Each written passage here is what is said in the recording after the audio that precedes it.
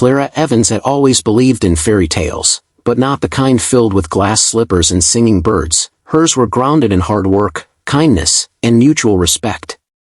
At 28, she had built a beautiful life with Nathan Blake, her husband of 3 years and a rising tech entrepreneur known for his charm and disruptive innovations. Their home in London was a blend of modern architecture and timeless romance, with high ceilings, marble floors, and windows that overlooked a private garden Clara tended herself. She spent her mornings journaling and her evenings in silky robes, curled beside Nathan as he worked late into the night. And now, she carried something more precious than any deal Nathan could sign, a baby. Their baby.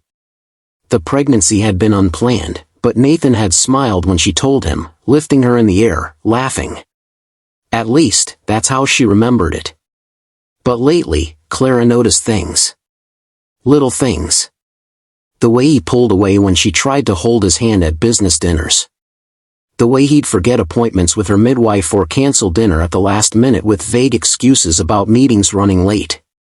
He started locking his phone. Nathan had never locked his phone before. She caught herself dismissing the signs, brushing off the ache in her gut as hormonal paranoia. After all, every magazine wrote about how stressful running a startup could be. Surely that's all it was.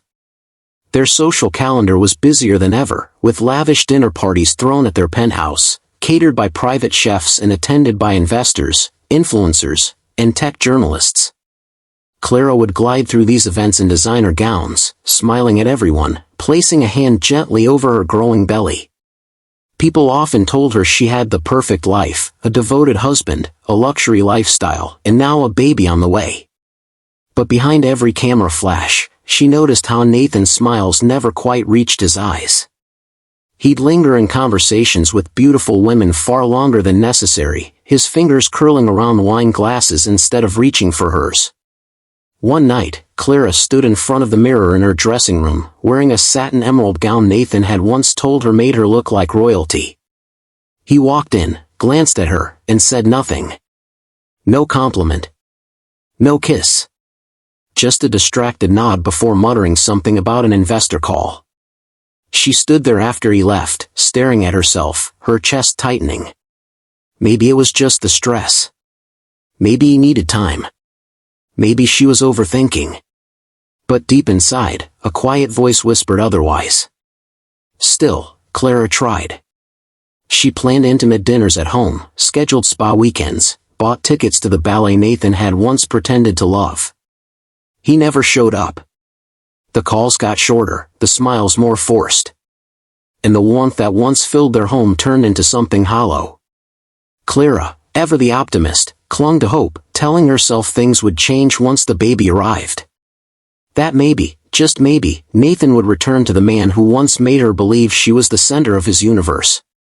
But Clara had no idea the storm wasn't coming. It had already begun. Juliette Monroe was everything Clara Evans wasn't, at least on the surface. She was bold, unapologetic, and walked into a room like she owned the world. As the lead PR executive for Nathan Blake's company, she'd become a frequent presence in his professional life over the past year. With high cheekbones, blood-red lips, and a wardrobe made entirely of designer confidence, Juliette had clawed her way into the inner circle of the tech elite. She knew how to spin stories, seduce cameras, and, most dangerously, manipulate powerful men. From the moment she laid eyes on Nathan Blake, she didn't see a married man, she saw an opportunity. An empire. A throne she could take, and a queen she would dethrone. Juliette was not interested in second place. While Clara carefully crafted invitations for their upcoming charity gala to support underprivileged mothers, a cause close to her heart, Juliette was busy crafting a story of her own. She had been sleeping with Nathan for months, feeding his ego, whispering sweet promises, and making him feel like the king he pretended to be. But it wasn't enough to have him in private. She wanted the world to know. And more importantly, she wanted Clara to see it, raw, loud, and irreversible. The night of the gala arrived, held at a grand ballroom in Kensington, with crystal chandeliers dripping light onto floors polished to a mirror shine. Clara stood near the entrance, radiant in a blush-pink gown, greeting donors with a warm smile, her hand gently resting on her belly. She felt proud of the event. It was elegant, heartfelt, and deeply personal. Nathan arrived late, brushing a kiss against her cheek that was cold and quick. He disappeared into the crowd, where Juliet was waiting in a sleek black dress, her eyes already calculating. Halfway through the evening, as Clara prepared to give a speech about resilience and motherhood, a ripple of murmurs spread across the room. Phones buzzed. Brows furrowed. Clara noticed the change instantly, polite smiles stiffened, whispers turned into stares.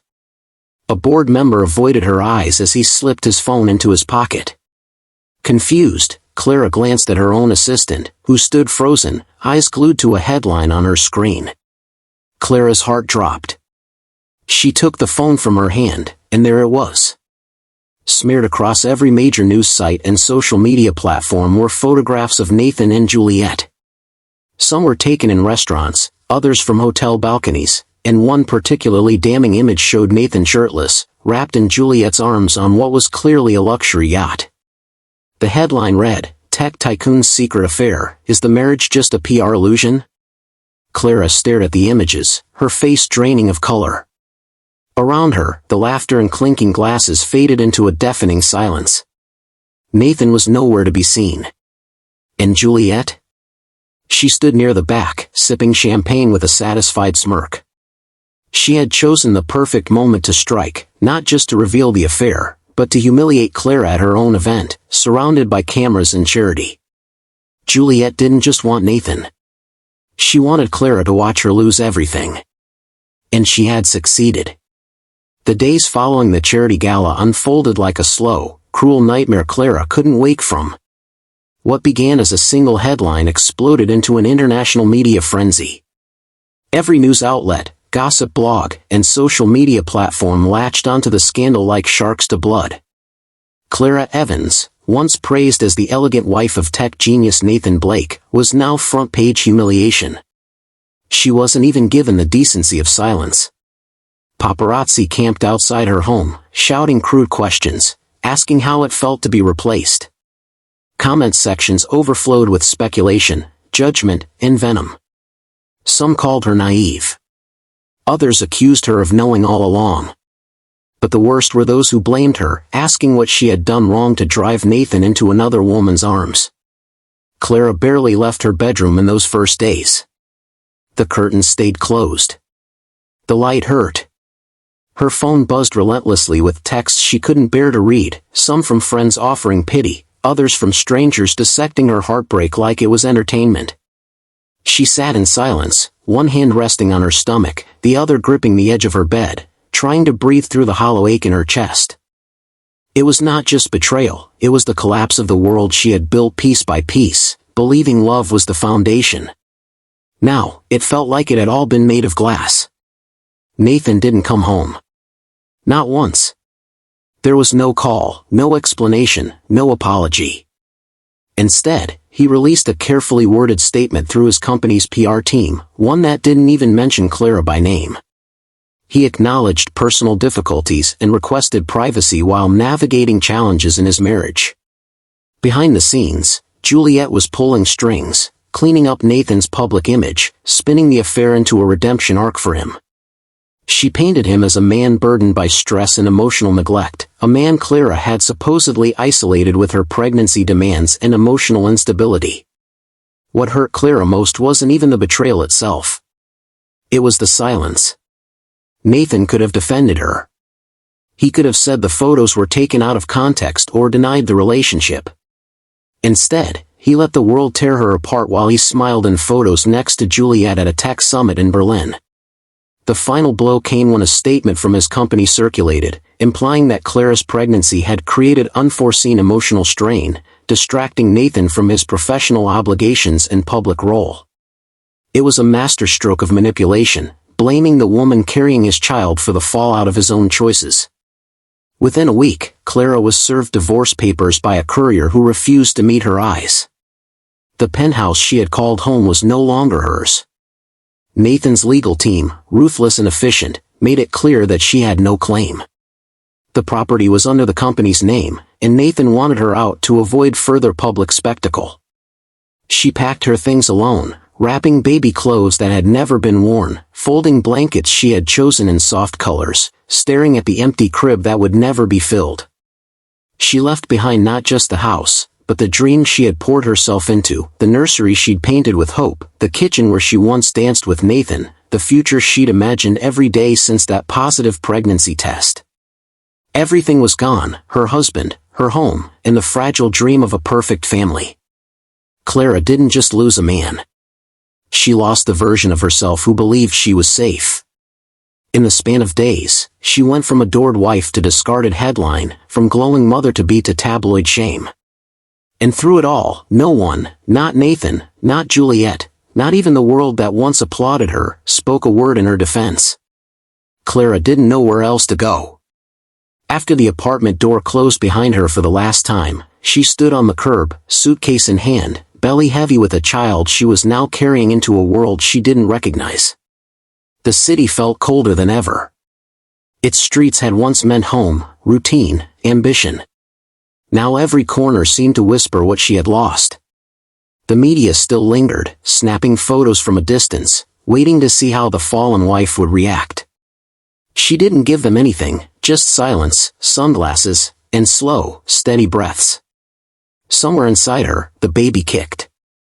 It was the only thing keeping her moving forward. She boarded a train headed north, not even fully sure where she was going until she pulled up the old address from memory, her Aunt Margaret's cottage in Yorkshire, buried in the hills and miles from anything glamorous or cruel. They hadn't spoken in years, not since Clara chose the life of the city over the slow pace of the countryside. But when she called, voice trembling, Aunt Margaret simply said, "Come." No questions. No judgment. Just warmth. The cottage was small and old, with ivy crawling up the brick and a garden overgrown with wild herbs. Inside, it smelled of lavender and thyme. Clara stood in the doorway, unsure if she belonged anywhere anymore, until Margaret wrapped her arms around her and whispered, "You're safe." That night, Clara didn't sleep. She lay on the guest bed staring at the ceiling, her fingers tracing the edge of her belly, wondering how she had gotten so far from herself. Her phone buzzed in the next room, but she didn't check it. The world could wait. Days passed slowly. Margaret didn't push her to talk. She offered warm soup, a listening ear, and long walks through the fields when Clara had the strength. But still, the grief was bone deep. Every time Clara caught her reflection in the cottage window, she saw a stranger, eyes hollow, shoulders slumped, once proud posture bent under the weight of betrayal. The baby was still growing, but Clara wasn't. She was surviving, but not living. Then came the storm. A summer thunderstorm rolled across the hills one night, and Clara stood barefoot in the backyard, rain soaking her dress. The wind howled through the trees, and something inside her snapped. She screamed, not a delicate sob, but a guttural, aching cry ripped from the center of her soul. The storm seemed to answer her, the sky flashing as if to echo her pain. She screamed again, hands clenched into fists, rain blurring her tears. Margaret came outside quietly, wrapped in a shawl, watching her with eyes full of quiet knowing. She stepped closer, placing a hand on Clara's back. "You've lost everything," she said gently. "Now you've got nothing left to fear." Clara turned to her, shivering, broken, but for the first time in weeks, something inside her flickered. It wasn't hope yet. But it was breath. And for now, that was enough. The cottage became her cocoon. Far from the chaos of London, Clara found herself in unfamiliar stillness, no horns, no headlines, no whispers trailing behind her heels. Just wind brushing the hills, the ticking of an old clock, and the steady thump of her unborn child reminding her that something was still alive inside her. She no longer looked at herself with shame but with a quiet curiosity, as if asking, "Who are you now that the world has stripped everything else away?" Her aunt never pushed her to move on. Instead, she offered space and a soft kind of companionship that made silence feel like safety. One afternoon, Clara sat at Margaret's old kitchen table, a cup of mint tea beside her, and opened her laptop. She stared at the blank screen, her fingers hesitating over the keys. She wasn't sure why she felt the need to speak. Maybe it was the ache of being voiceless while the world told her story for her. Maybe it was the fear that, without writing it down, the pain would rot inside her like a forgotten wound. She didn't want revenge, not in the way the tabloids imagined. She wanted clarity. She wanted to give her grief a shape, a place, a name. But not his name. Not hers. Just her own. So she started a blog, anonymous, quiet, unpolished. She titled it Barefoot and Broken, because that's how she'd felt in the storm the night she screamed into the wind. Her first post wasn't a manifesto. It was a whisper. She wrote about waking up and not recognizing her own skin. About losing her home and holding on to a baby she wasn't sure she was strong enough to raise alone. She wrote about betrayal, not in detail, but in emotion, the silent kind that rots from the inside out. She never used real names. Never called out Nathan or Juliet. This wasn't about them. It was about her. The post sat there for days with no engagement. But Clara didn't care. It wasn't about likes or clicks. It was about release. Still, something strange happened. A week later, a comment appeared, "Thank you. I thought I was the only one." Then another, "Your words feel like my thoughts." Slowly, steadily, women began finding her. They weren't just curious, they were hurting, too. Some had been left. Some had been cheated on. Some had simply lost themselves. They shared their stories in the comment section, in emails, in quiet gratitude. Clara kept writing. About therapy. About panic attacks. About choosing to shower on days when the weight of depression made everything feel impossible. She wrote about putting her hand on her belly and whispering, "I've got you." She didn't pretend to be healed. She wasn't. But she was surviving.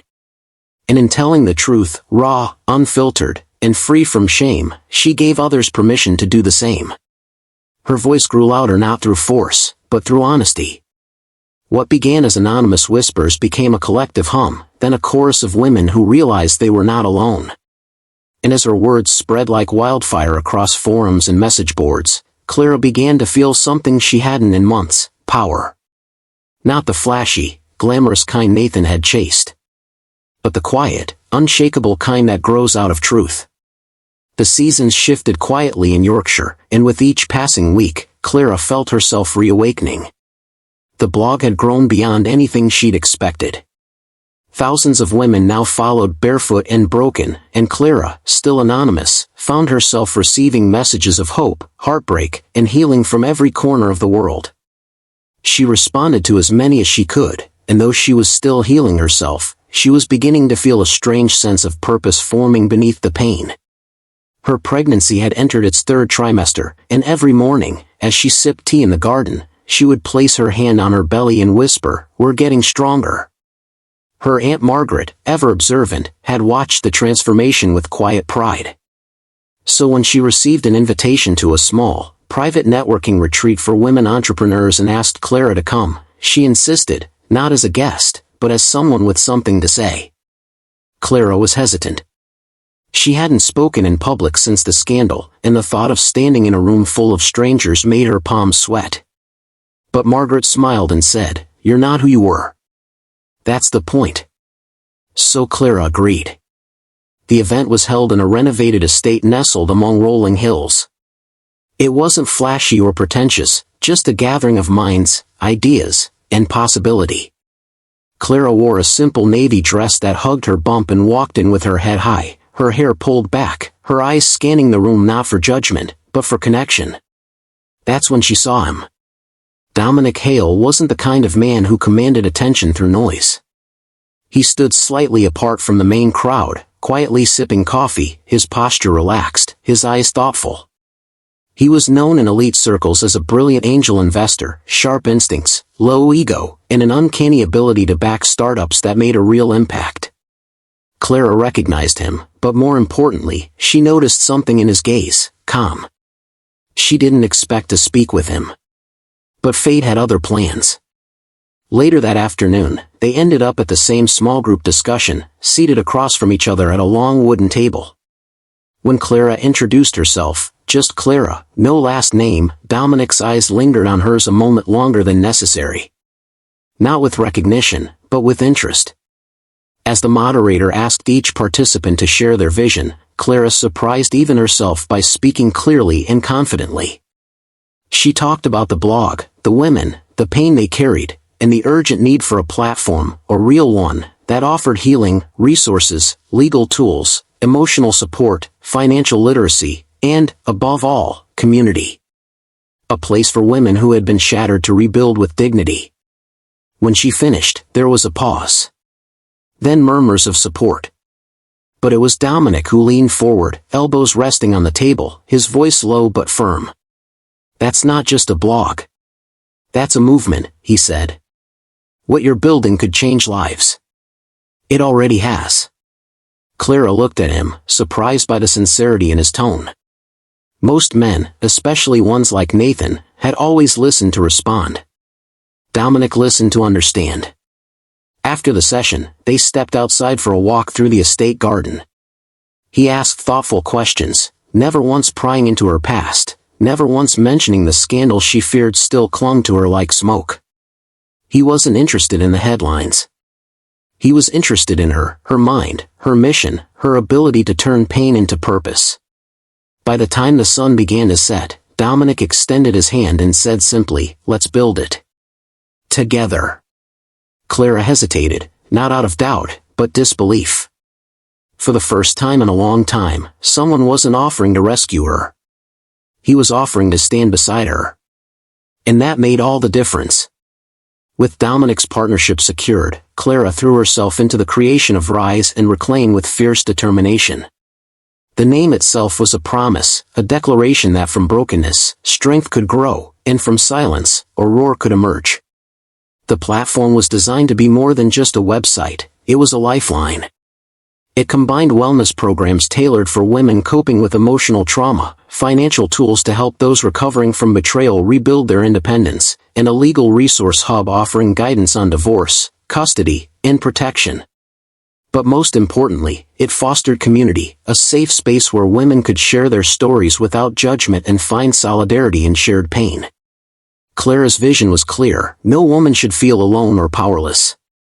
She spent countless nights poring over user interface designs, speaking with counselors, lawyers, and financial experts to ensure the platform was comprehensive and accessible.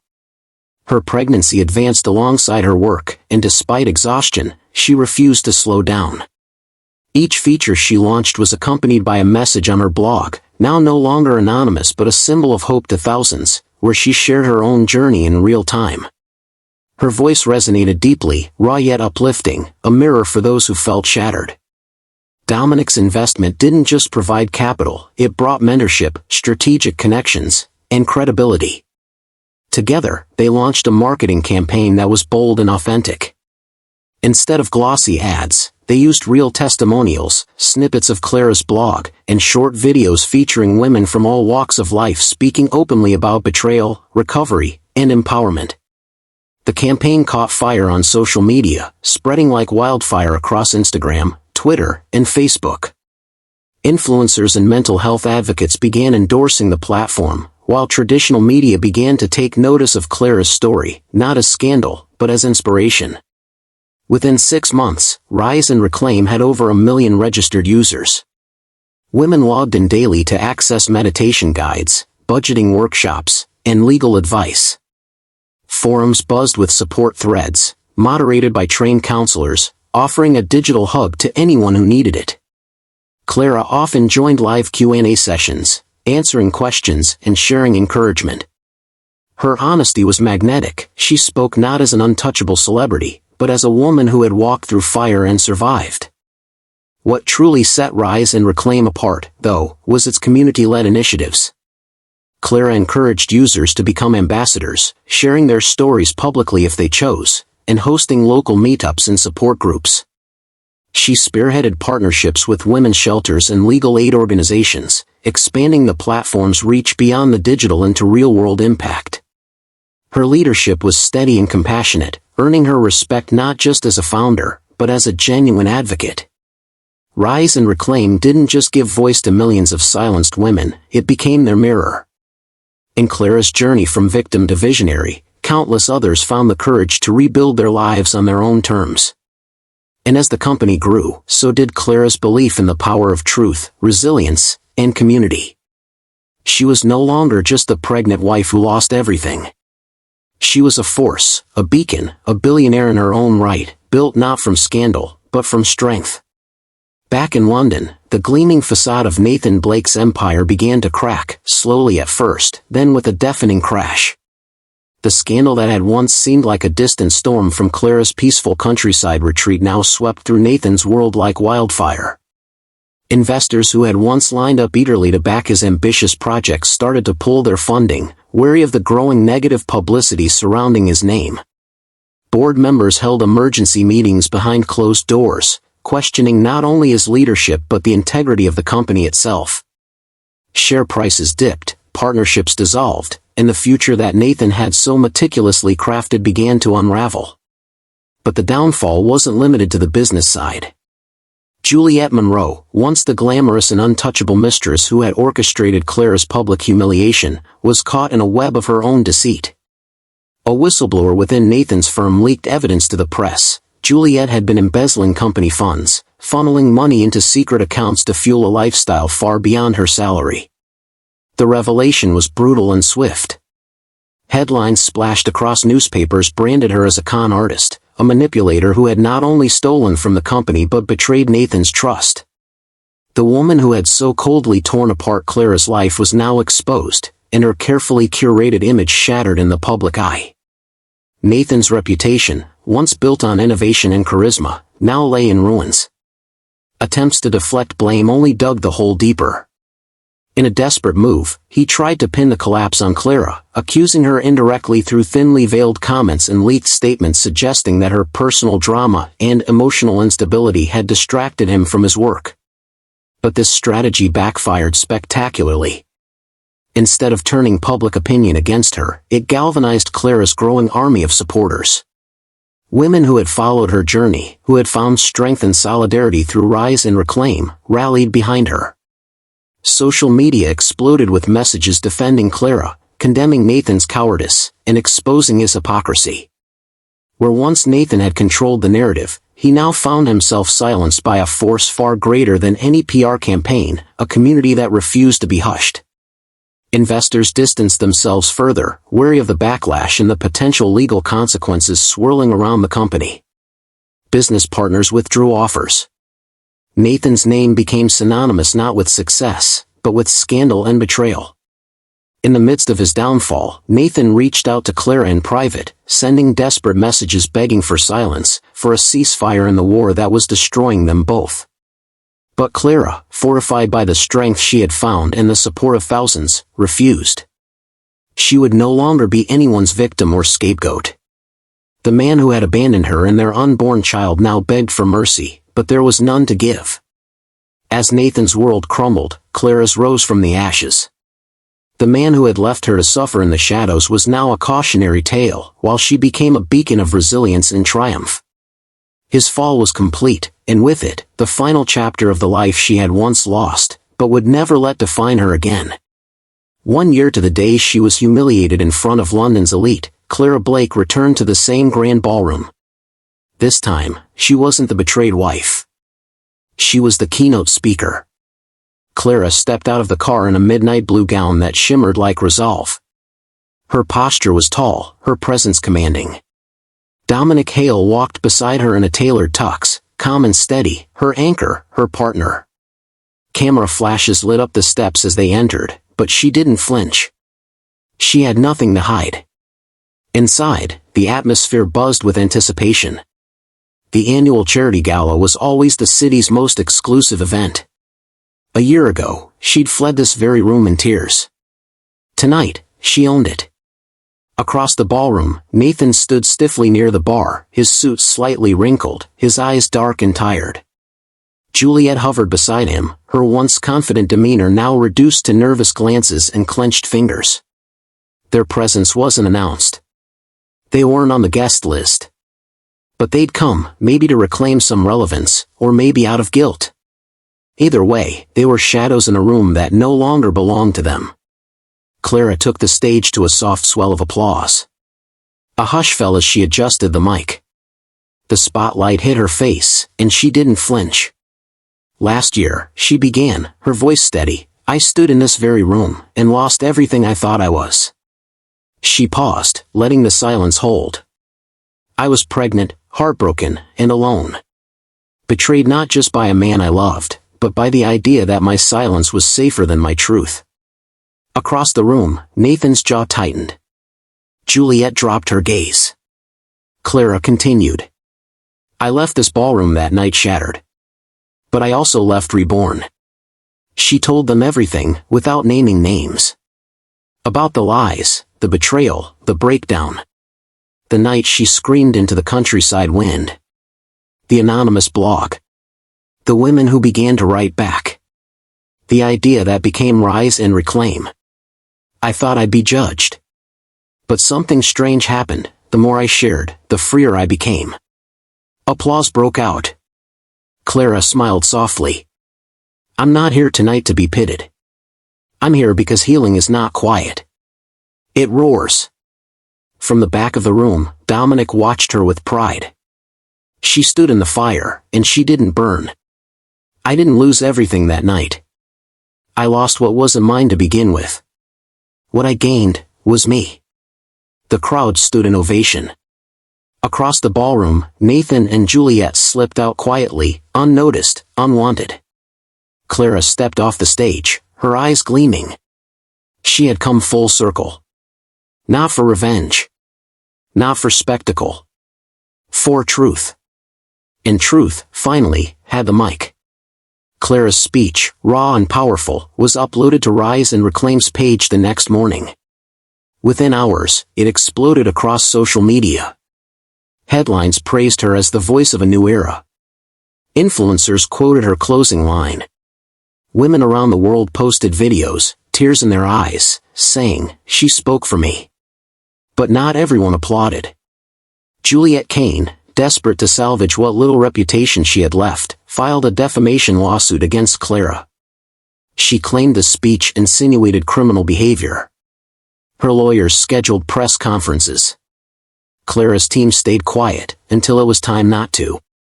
3 days later, an investigative journalist leaked documents, bank transfers, forged invoices, and whistleblower emails. All traced back to Juliet. The embezzlement she'd hidden from Nathan, and tried to bury, was undeniable. The press turned savage. From mistress to fraudster, Juliet Kane exposed. Clara Blake's silent army strikes back with receipts. Rise and Reclaim founders sued, but it backfires spectacularly.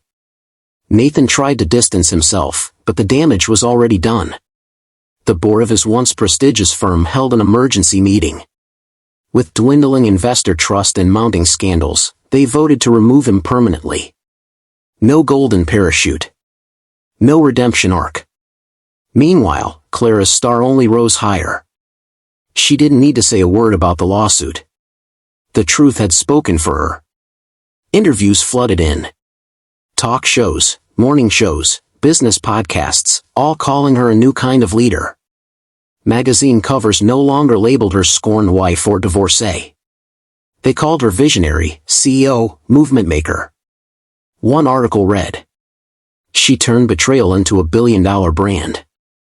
Not through vengeance, but through voice." At her next speaking engagement, Clara stood in front of a sold-out theater. She wore the same midnight blue gown from the gala, not out of vanity, but as armor. "The truth," she said into the mic, "doesn't need defense.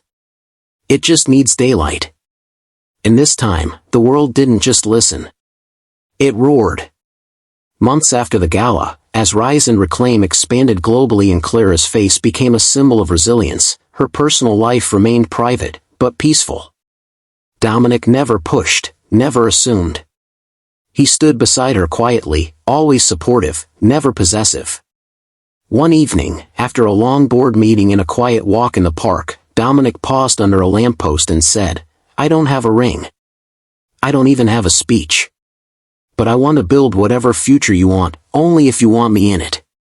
It wasn't a grand gesture. It was honest. Gentle. Clear. And Clara smiled. I'm not saying yes because I need you, she said.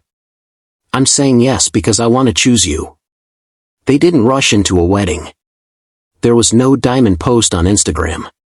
No headlines shouting about a billionaire couple. Just two people, equal, healed, whole, choosing to grow together. Dominic became more than an investor or a partner. He became the co-architect of Clara's new world. They shared boardrooms and breakfast, strategy sessions, and sunsets in the countryside. And when Clara found out she was pregnant, she didn't cry from fear this time, only joy.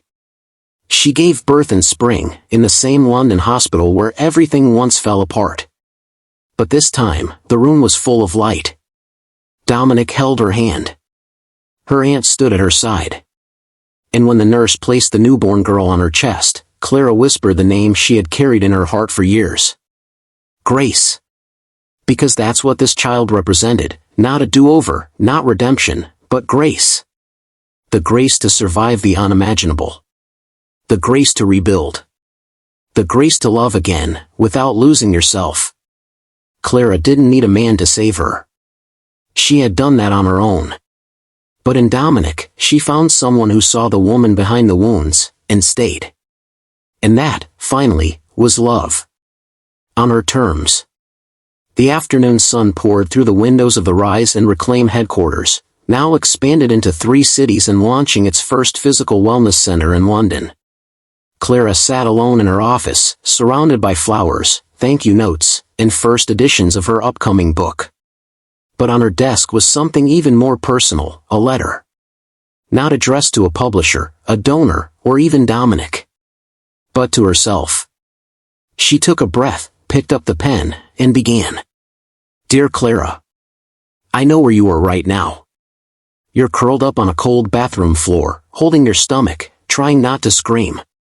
You're wondering how it all went so wrong. You're blaming yourself. You think if you were smarter, sexier, quieter, louder, he would have stayed. He wouldn't have picked her. But here's what I need you to know. You didn't lose him. You found you. You think this pain will never end, but it will. You think no one will ever understand, but they will. You think your voice doesn't matter, but one day, it will become a lifeline for millions. You will rise, Clara. Not because someone lifts you, but because you learn how to stand. You'll meet people who see your worth without asking for proof. You'll birth a daughter who looks at you like you're the whole sky. You'll turn your story, the one they tried to shame you with, into a platform, a movement, a future. They'll call you too much. Too loud. Too broken. Let them. You're going to be unignorable. Love. You. But whole. She folded the letter and slipped it into a leather journal, the same one that held her first anonymous blog posts. Outside her office window, construction workers finished the last touches on the new Rise and Reclaim Center, a haven for women fleeing betrayal, abuse, and silence. As she stepped out to greet the press, her publisher handed her the final draft of her memoir, Unfolding Grace. It was already a bestseller on pre-order. Reporters leaned in. Cameras flashed. Clara smiled, not the kind of smile you wear to hide pain, but the one that comes from having faced it head-on. She looked directly into the lens and said, He gave the world a scandal. I gave it a solution. And with that, she cut the ribbon.